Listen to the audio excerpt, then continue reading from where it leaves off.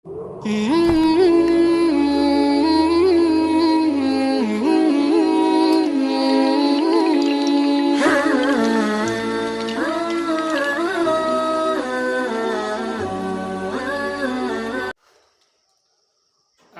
بالله من الشيطان الرجيم بسم الله الرحمن الرحيم وإذا حضر القسمة أولو القربى واليتامى والمساكين فارزقوهم منه وقولوا لهم قولا معروفا وَلْيَخْشَ الَّذِينَ لَوْ تَرَكُوا مِنْ خَلْفِهِمْ ذُرِّيَّةً ضِعَافًا خَافُوا عَلَيْهِمْ فَلْيَتَّقُوا اللَّهَ وَلْيَقُولُوا قَوْلًا سَدِيدًا إِنَّ الَّذِينَ يَأْكُلُونَ أَمْوَالَ الْيَتَامَى ظُلْمًا إِنَّمَا يَأْكُلُونَ فِي بُطُونِهِمْ نَارًا وَسَيَصْلَوْنَ سَعِيرًا صدق اللہ العظیم۔ محترم سامعین و ناظرین، السلام علیکم ورحمۃ اللہ وبرکاتہ۔ درس تفسیر کے سلسلہ میں آج ہم سورۃ النساء کی آیت نمبر 8 سے لے کر 10 تک تلاوت کر رہے ہیں، یعنی آج کا ہمارا سبق آیت نمبر 8 سے لے کر 10 تک ہے۔ تو قرآن پاک کو کھول لیجئے، اللہ کے کلام کو ادب سے، عمل کی نیت سے، دوسروں تک پہنچانے کی نیت سے سنیے۔ ہمارا سیکنڈ چینل اقرا چینل مفتی عبداللطیف قریشی القاسمی ہے، جس سے ہم نے کوشش کی ہے آپ تک ان ویڈیوز کو نشر کرنے کی جن میں ہم نورانی قاعدہ، قرآن پاک کو ناظرہ پڑھنے، عربی زبان لینگویج سیکھنے اور عربی گرامر کے مختصر سے کچھ قواعد آپ تک پہنچانے کی کوشش کی ہے۔ انشاءاللہ آپ اس سے جڑے رہیے اور آپ سنتے رہیے، ضرور انشاءاللہ آپ کو بہت زیادہ اس کا فائدہ ہوگا، بشرطے کہ آپ جڑیں اور سنتے رہیں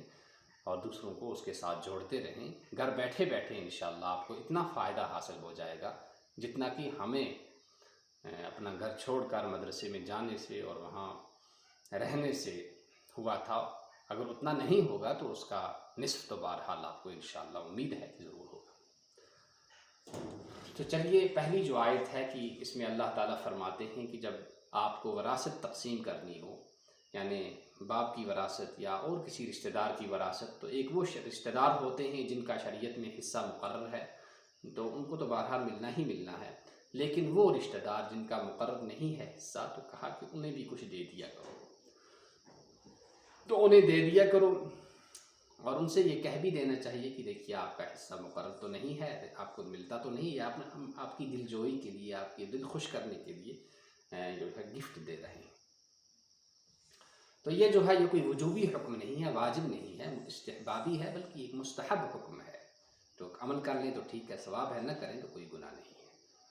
اور پھر فرمایا کہ یہ جو حکم ہے، دوسری آیت کا جو فرمایا کہ وہ ڈرے، تو ڈرنے کا جو مطلب وہ کس سے ڈرے کہ یہ جو ہے یہ اولیاء کے لیے، ایک تفسیر تو اس کی یہ آئی ہے کہ یہ یتیموں کے سرپرستوں اور اولیاء کے لیے یہ حکم نہیں ہے، بلکہ یہ حکم ان لوگوں کے لیے ہے جو میت کے، مرنے والے کے، جو مرنے کے قریب ہو، اس کے رشتہ دار ہوں، قریبی قرابت دار ہوں، رشتہ دار ہوں، اور انہیں چاہیے کہ وہ اپنے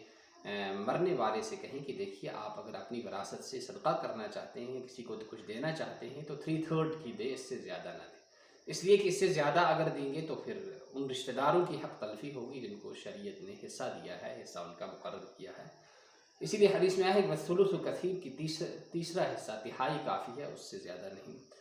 اور ہاں، اگر وہ جن کا حصہ ہے جو وارث بننے والے ہیں، اس کے وہ اگر اجازت دے دیں تو پھر اس کے مرنے کے بعد تہائی سے زیادہ بھی ہم دوسرے کسی کو دے سکتے ہیں، ہبہ کر سکتے ہیں، مسجد، مدرسے، یتیم، غریبوں کو عیدگاہ کے لیے، جنازہ گاہ کے لیے، اور مسجد بنانے کے لیے، اس قسم کی جو ہے ہم دے سکتے ہیں، لیکن رشتہ داروں کی اجازت ہونی چاہیے۔ پھر فرمایا کہ جو یتیموں کا مال کھاتے ہیں، یتیموں کا مال کھانے کا کیا مقصد ہے؟ یتیموں کا مال کھانے کا یہ مقصد ہے کہ اس کو غلط طرح سے ہم تصرف میں لائیں، ایسا تصرف کریں جس کا ہم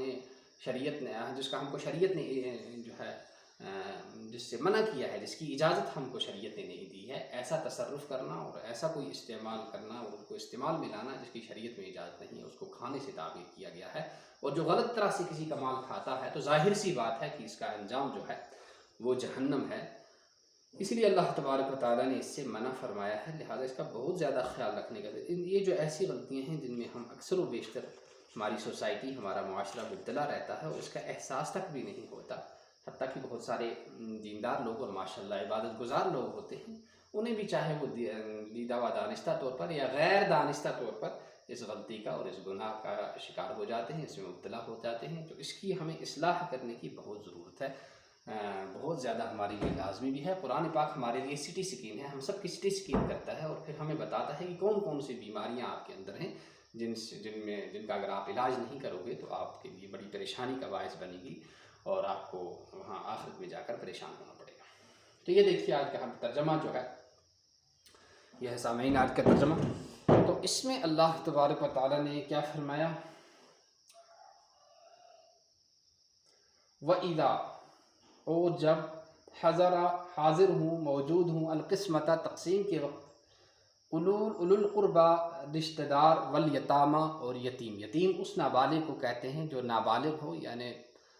15 سال سے کم کا ہو اور اس کے باپ کا انتقال ہو گیا ہو۔ والمساکین، اور مسکین۔ مسکین وہ ہے جس کے پاس اتنا مال نہ ہو جس پر زکوٰۃ واجب ہوتی ہے، اور ایک تفسیر یہ ہے کہ جس کے پاس رات کے کھانے کا انتظام نہ ہو۔ فرزقوہم، تو ان کو کھلاؤ یا ان کو دے دو، منہ اس سے، وقولو، اور کہو، لہم ان سے، قولا معروفہ، بھلی بات، یعنی یہی کہو کہ آپ کا حصہ نہیں، ہم آپ کو بطور گفٹ دے رہے ہیں۔